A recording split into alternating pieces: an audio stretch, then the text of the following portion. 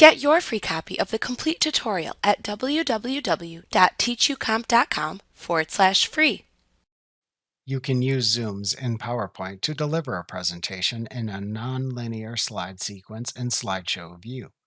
Zooms let you click a slide thumbnail in a slide when using slideshow view to navigate to that slide in the presentation. One option to use zooms in PowerPoint is to insert a summary zoom slide in a PowerPoint presentation that lets you divide your presentation into sections and create zooms to the initial slide in each section. After clicking a zoom in the summary zoom slide to jump to its section and review its slides, you then automatically return to the summary zoom slide again. Alternatively, if your presentation is already divided into sections, as discussed in an earlier lesson titled Slide Sections, you can create section zooms within an existing slide to jump to the selected section when presenting. After you show the slides in that section, you'll then return to the slide from which you initiated the zoom. Alternatively, you can also create a single slide zoom within a slide to zoom to any other selected presentation slide. To create a summary zoom slide, which contains zooms that link to different slide sections you choose, select the slide after which to insert the summary zoom slide in the presentation. Then click the Insert tab in the ribbon. Then click the Zoom drop-down button in the Links button group. Then click the Summary Zoom command in the drop-down menu to open the Insert Summary Zoom dialog box. In the Insert Summary Zoom dialog box, click to select each slide you want to set as the first slide for the different sections of the presentation. After clicking those slides, click the Insert button at the bottom of the dialog box to then insert the Summary Zoom slide and its zooms into the presentation and divide your presentation into the sections you selected.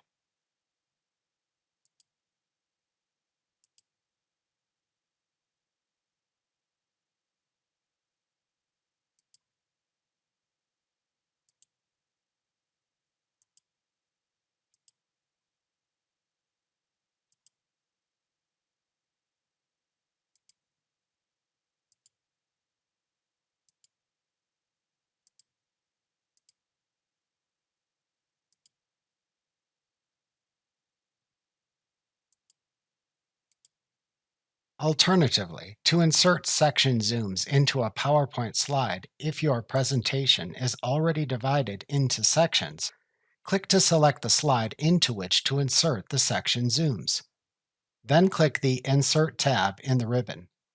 Then click the Zoom drop-down button in the Links button group. Then select the Section Zoom command in the drop-down menu to open the Insert Section Zoom dialog box. In the Insert Section Zoom dialog box, click to select each section for which to insert a zoom into the slide.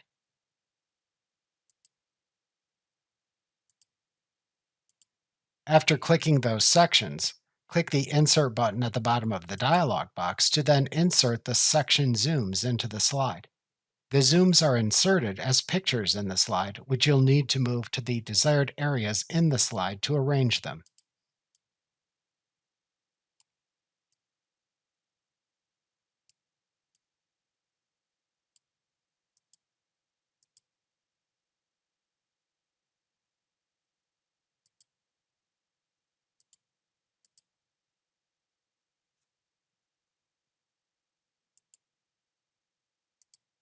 Alternatively, to create zooms to individual presentation slides within another slide in the same presentation in PowerPoint, select the slide into which to insert the zooms in PowerPoint. Then click the Insert tab in the ribbon. Then click the Zoom drop-down button in the Links button group. Then select the Slide Zoom command in the drop-down menu to open the Insert Slide Zoom dialog box. In the Insert Slide Zoom dialog box, click to select each slide for which to insert a zoom into the slide.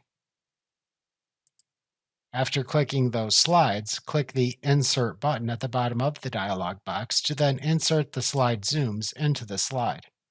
The zooms are inserted as pictures in the slide, which you'll need to move to the desired areas in the slide to arrange them. Unlike summary zooms and section zooms, Using slide zooms in PowerPoint only sends you to the selected slide. It does not return you to the slide from which you initiated the zoom, as there is no corresponding end of a presentation section associated with the slide.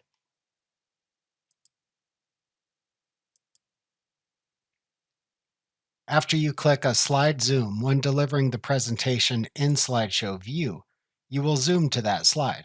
However, you must then deliver the presentation from that slide as usual, unless you manually insert another slide zoom into the destination slide or one that follows it that zooms back to the slide from which you originally initiated the zoom.